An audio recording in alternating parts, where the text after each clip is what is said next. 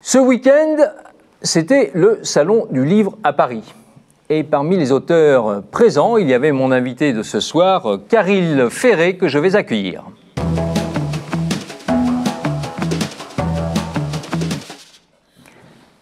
Je vous en prie, installez-vous, on a tous du mal avec ces chaises. Voilà.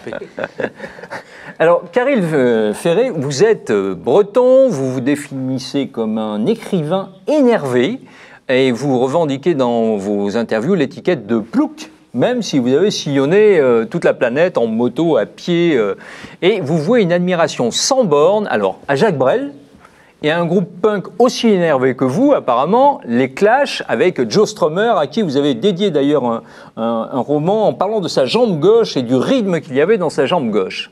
Et puis, vous êtes passé du RMI au succès d'édition, Mapuche, Condor, et Plus jamais seul, votre dernier roman. En 2012, votre roman, Zoulou, paru en 2008, a été adapté au cinéma, et c'est un film qui a connu un grand succès, puisqu'il a été sélectionné à Cannes. Et votre éditeur annonce que vous avez 800 000 lecteurs. Votre dernier roman, Plus jamais seul, se déroule entre la Grèce et la Bretagne. Alors, on ne va pas dévoiler l'intrigue, achetez-le, lisez-le, vous verrez, c'est bien, moi j'aime. Vous réussissez le tour de force de dénoncer les filières des passeurs et de mettre en scène une Grèce ruinée par le FMI. On a presque l'impression d'être dans le JT du média lorsqu'on vous lit. Alors, question, le polar, est-ce que c'est une autre manière de raconter l'actualité ?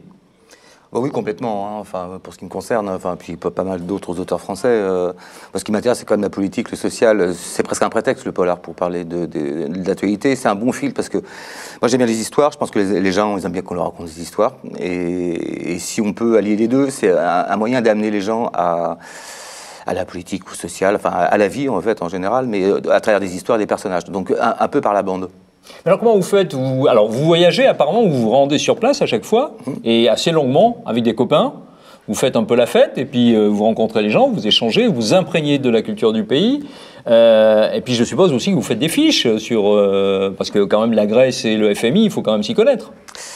Oui, après moi je baigne dans la politique un peu, donc je suis toujours au courant des pays où je vais. Puis il y a un travail vraiment de journaliste avant d'y aller. Donc j'essaie de pas dire de bêtises sur le pays. Toutes les informations entre guillemets qu'il y a dans les livres, elles sont exactes. Enfin, en tout cas comme un journaliste, un bon journaliste, normalement il doit faire des trucs normaux. Mais après je trouve des personnages locaux qui me permettent de rentrer par la bande. Moi j'aime pas trop le tourisme en fait, donc l'intérêt d'aller dans un pays, c'est de trouver les bonnes entrées. Il se trouve que mon éditeur grec est un peu un pirate en fait, et qui m'a amené sur son île. Il n'y a pas de hasard dans la vie, et lui il a une île, il a une petite maison sur une île grecque au large de la Turquie où les réfugiés arrivent de temps en temps, donc j'y suis allé, donc le contexte était...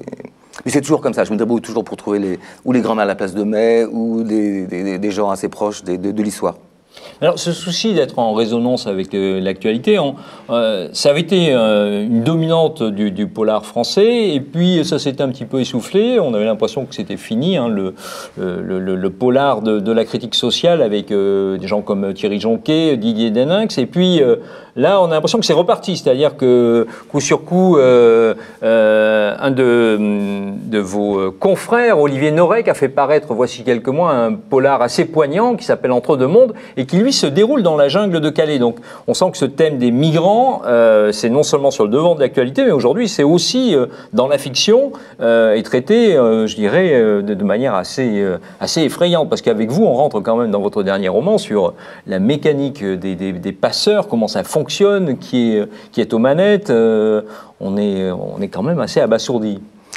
Mais ce qui est terrible, en fait, l'écho que ça fait, j'ai pas connu la guerre, mais mes grands-parents ont connu la guerre, c'est quand même le trou noir, Auschwitz, et le problème des Juifs, tout le monde le connaît, et il y a quand même des parallèles. Quand tu as des millions de personnes qui arrivent aux portes de ton pays, ou ton continent, enfin l'Europe en l'occurrence, qu'est-ce qu'on en fait? Alors, j'ai pas de réponse, parce qu'il faudrait prendre un débat pendant longtemps, mais il y a des échos, en fait, quoi. C'est normal que tout le monde se penche dessus, je trouve.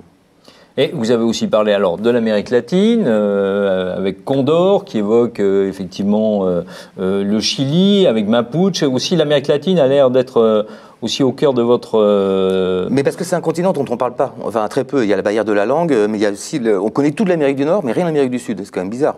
Et donc moi ça m'intéresse de... Il y a vraiment des échos, hein. Ce qui s'est passé en Argentine avec la crise financière qui est une honte totale, c'est vraiment une honte totale ce qui est arrivé. Comme les banques du jour au lendemain ont décidé de fermer parce que les riches avaient foutu l'argent ailleurs, donc il y a de quoi se révolter, donc c'est assez révoltant, c'est ce qu'ont fait les Argentins.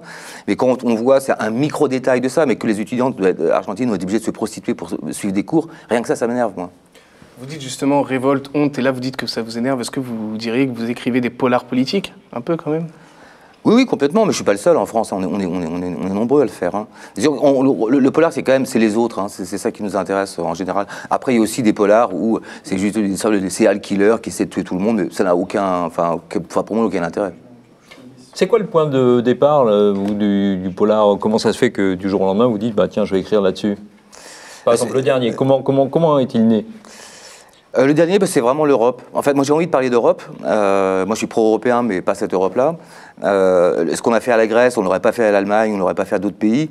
Donc on tape toujours sur les plus faibles, en l'occurrence les Grecs. Alors c'est vrai qu'ils sont grugés, mais c'est quand même le faux édite, c'est une boîte américaine qui l'a faite. Et ce qui est marrant quand même dans cette histoire, c'est comme les subprimes, personne n'est allé en tôle. Aucun politicien, ni grec, ni personne des subprimes n'est allé en prison. Hein. Le seul qui est allé en prison, c'est Madoff, puisqu'il a volé les riches. Donc il y a ces deux poids deux mesures un peu quoi. Alors, vous racontez dans une interview une anecdote qui est assez amusante parce qu'aujourd'hui vous battez des records d'édition. Enfin, vous êtes une des figures en vue du polar français et vous dites que votre premier texte vous l'avez soumis à un copain libraire. Vous lui avez dit plein d'espoir. Alors, qu'est-ce que t'en penses? Et il vous a répondu bah, c'est nul.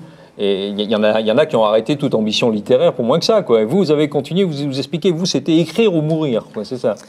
Bah, quand tu as la chance d'avoir une vocation, le truc c'est d'aller au bout, en fait. Hein. De toute façon, que j'avais pas de plan B. Hein. J'aurais pu être journaliste, mais bon, enfin, j'étais un peu trop... Enfin, moi, mes études, c'est le tour du monde, en fait, quoi. Et... Non, c'était ça ou rien. Mais bon, j'étais au RMI pendant 15 ans, mais j'avais pas de fric, mais j'étais heureux quand même, hein.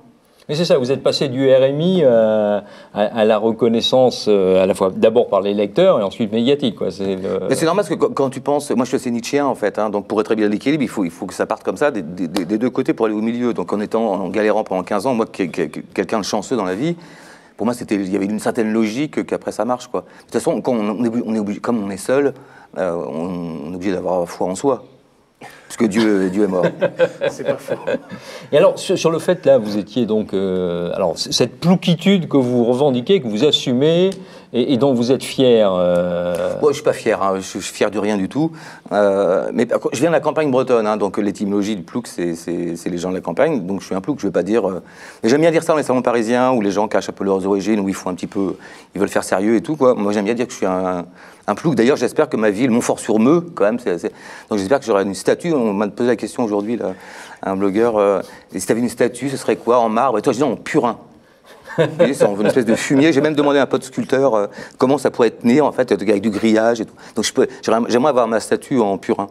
Alors, comment on vous regarde aujourd'hui parce que quand même vous êtes une espèce d'ovni, voilà, en plus du polar, bon, toujours un côté un peu méprisant. Vous étiez au Salon du Livre, comment on vous perçoit Non, mais les gens, les lecteurs, ils s'en fichent un peu de polar, pas polar. Il y a des gens qui disent « Oh, j'ai jamais lu de polar », mais c'est comme s'ils disaient bah, « Tiens, je me suis arrêté à Mozart, en fait, quoi ». Il y a d'autres musiques, hein, il y a d'autres littératures, il y a la poésie, il y a tout, il y a des essais. Il y a les clashs. Il y a les clashs. Pour moi, la littérature, c'est comme la musique. Hein, il y a tout. Pour moi, le polar, c'est plus du rock, on va dire, quand même. C'est plus... Il n'y a pas trop de violoncelle, quoi. J'adore Bach. Mais il faut que nos spectateurs sachent que vous avez consacré un roman à la jambe gauche de Joe Strummer, le chanteur des Clash. C'est-à-dire, et à la vibration qu'il y avait dans cette jambe, expliquant en gros que c'était l'énergie du monde qui passait, ou en tout cas l'énergie du mouvement. Exactement. Et j'ai même fait un autre truc, pas du tout politiquement correct. J'ai fait une tournée avec Bertrand Cantat, à Condor Live. Tout le monde fait la gueule, mais comme je suis en direct, je peux en parler. Bah, il a payé sa peine, moi je suis pour la justice, donc voilà. Et c'était magnifique, c'était un des plus grands trucs artistiques que j'ai fait de ma vie. Et qu'est-ce que vous avez en chantier? Vous avez déjà commencé un nouveau manuscrit? Ah ouais, carrément, bah ouais. Non, parce que celui-là, il y a toujours un décalage de 6 mois, 1 an en fait, entre la... Faut combien de temps pour... Celui-là, normalement, c'est 3 ou 4 ans quand je vais à l'étranger, le temps d'aller sur place, de rencontrer les personnages de mes livres, en fait. Et celui-là, comme ça se passe en France, c'est des sujets d'actualité que je connais bien, donc celui-là, je l'ai écrit en 1 an. Mais là, ça fait déjà plus d'1 an que je suis sur la Colombie. Enfin, donc, ma tête est colombienne en ce moment. Ça va pas être très gai. Retour en Amérique du Sud, donc. Oui. Bah écoutez, merci d'être venu nous voir, nous parler de votre livre. Et puis, franchement, enfin, allez, moi j'aime. Et je vous incite vraiment à lire ces romans parce que on est pris et ça nous parle de nous-mêmes, ça nous parle du monde dans lequel on est en train de vivre. Voilà. Merci à vous. Merci.